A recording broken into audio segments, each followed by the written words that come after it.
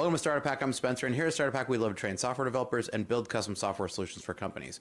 With a decade of executive leadership as a fractional CTO and 25 years in software development, I've mastered transforming tech teams and products. All right, guys, the numbers behind these AI booms are absolutely wild, but not in a good way. Remember when I called out the crashes that happened before? Well, there's some warning patterns that are flashing neon bright here for AI.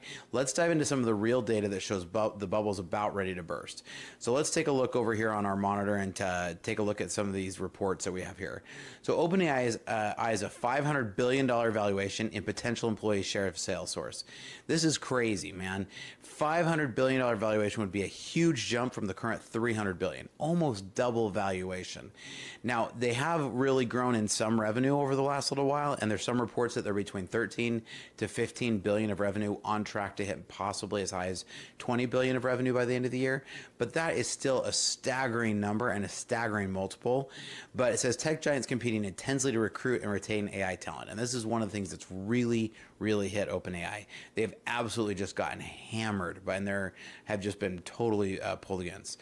So bolstered by ChatGPT 5, OpenAI has made some big gains in revenue and users. So, and this is just talking about this. This isn't even talking about the big release of ChatGPT 5, which I'm going to cover into another video because I've got my own review of that coming here for you. But this is just talking about the seriously crazy valuations. So it says that would represent an eye-watering bump up from its current valuation of 300, with the sale underscoring both OpenAI's rapid gains in users and revenue. So that's why they're saying that they're worth this much, right? But bolstered by its flagship product, OpenAI doubled its revenue in the first 7 months of the year, reaching a run rate of $12 billion. Now, the thing about this that's interesting to me is and saying that they're on track to hit 20. I think 20 is a little bit of a stretch by the end of the year. I think they've seen, they've just released ChatGPT 5. There's not going to be another big run on users this year. There's not going to be some new feature they're going to get to give a big run on these users. It says OpenAI has about 700 million weekly users for its ChatGPT product, a surge from 400 million in February. So that is a huge chunk, right? They are definitely have learned how to grab users quickly.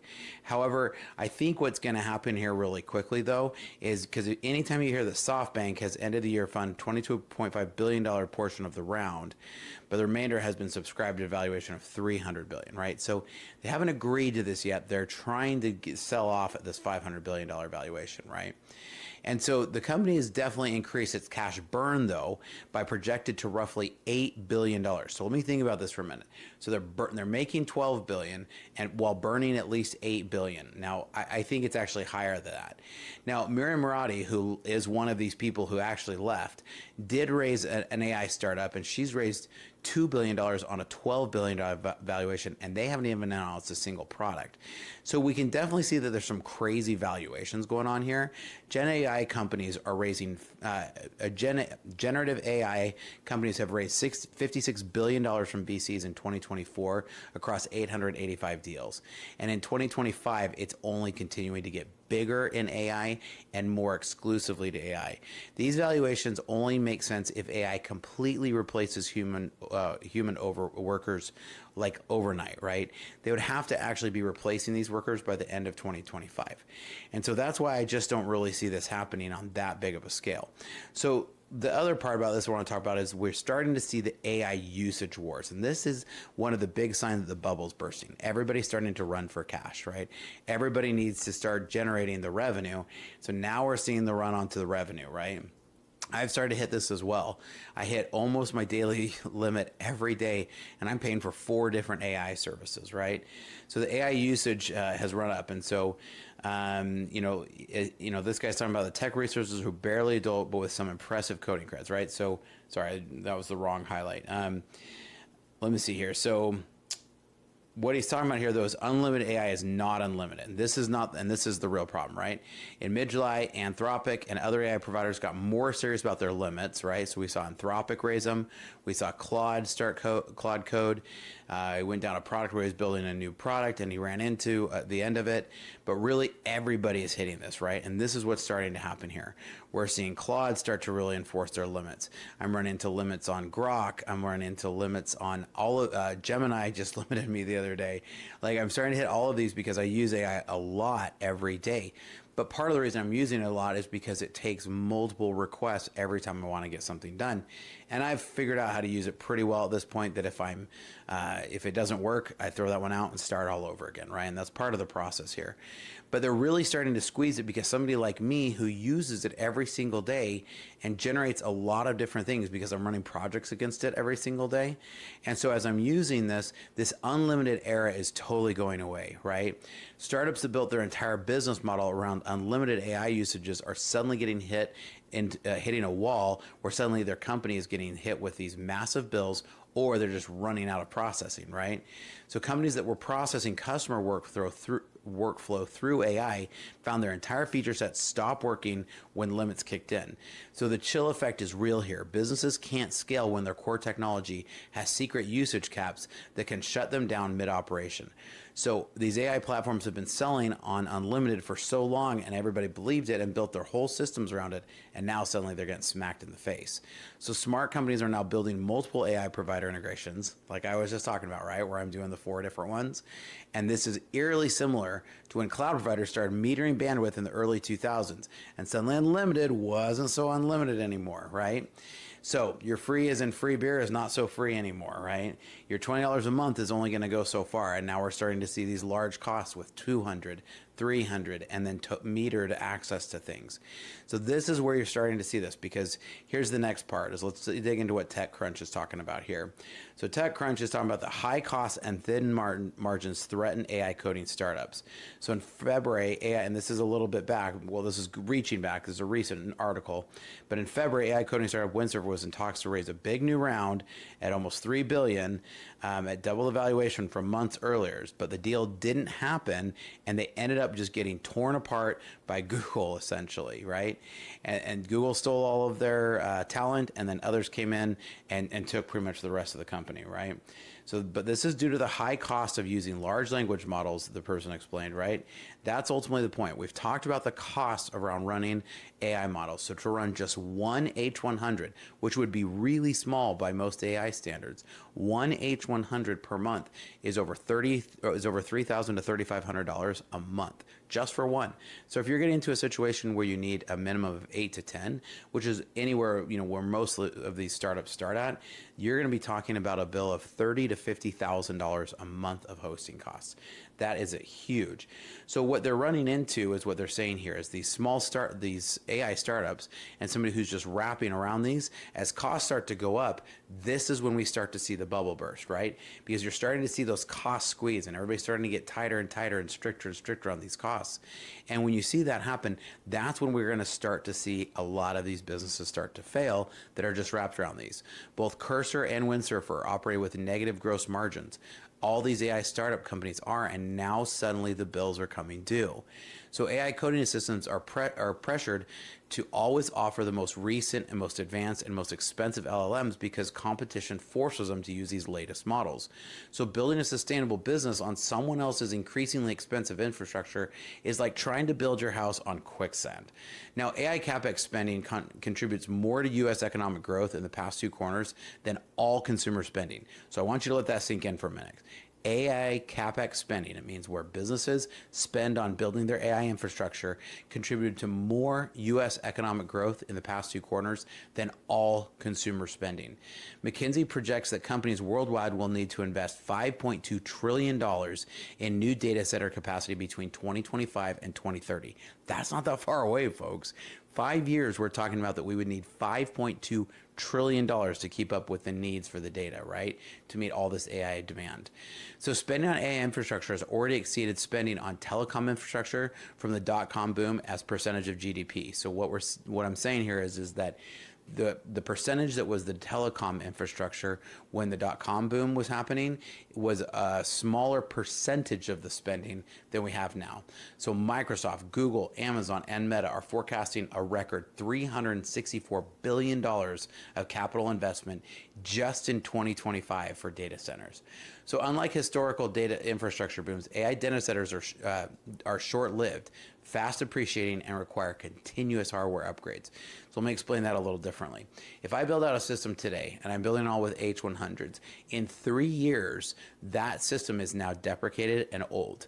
3 to 5 years, you might be able to stretch some of those to 5, but in 3 to 5 years, what is being used now will no longer be useful in AI. That's how quickly this is moving. Now, it was that servers that were stood up, could last 5 to 10 years, but now we're talking about a lifespan of 3 to 5 years.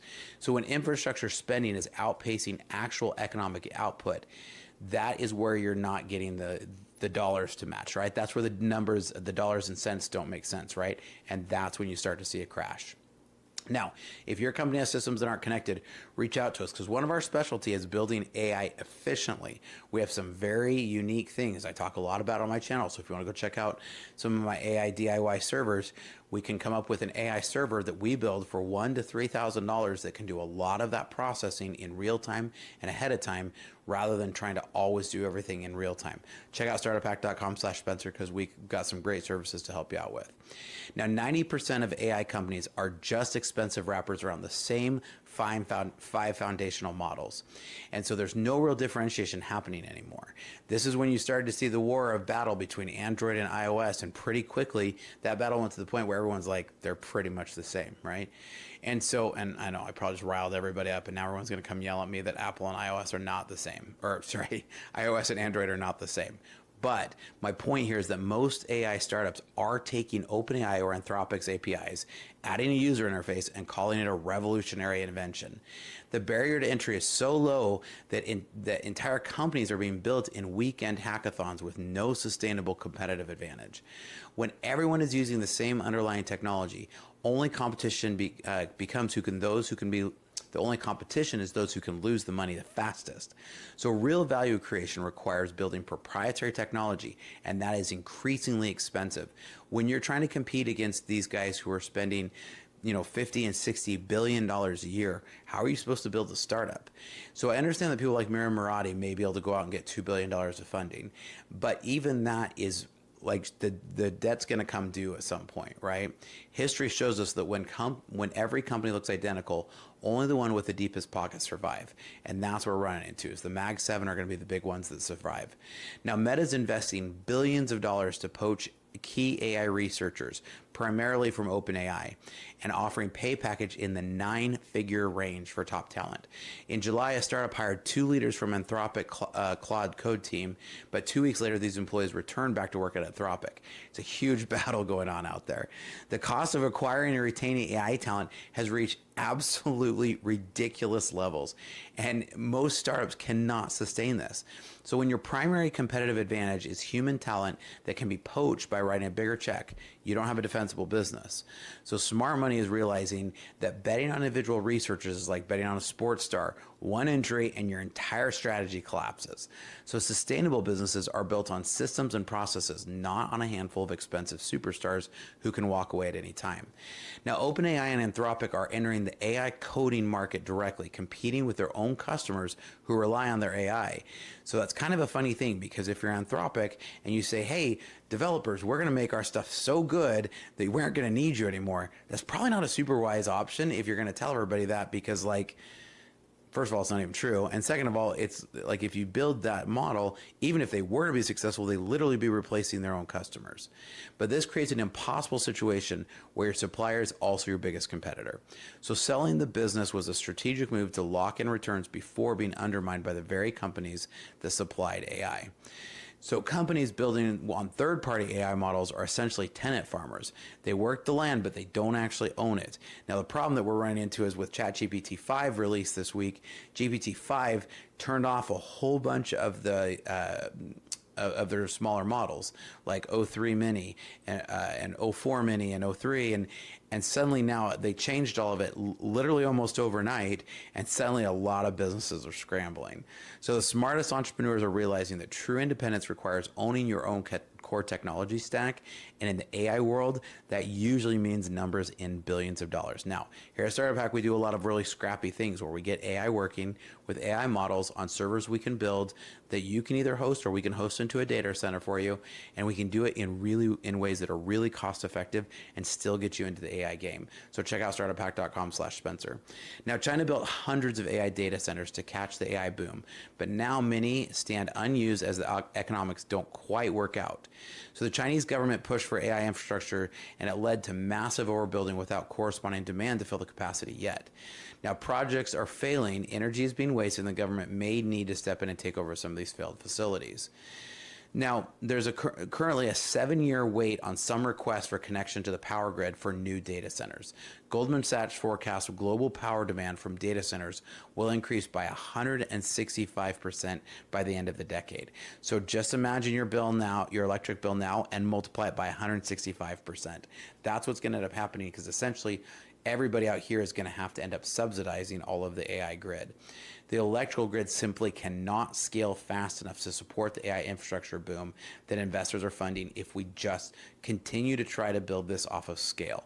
There's going to have to be chip innovation, or we're going to have to change the way these LLMs work, because right now they are not efficient enough. So physical infrastructure constraints are going to force a reality check on AI expansion plans and whether investors like it or not.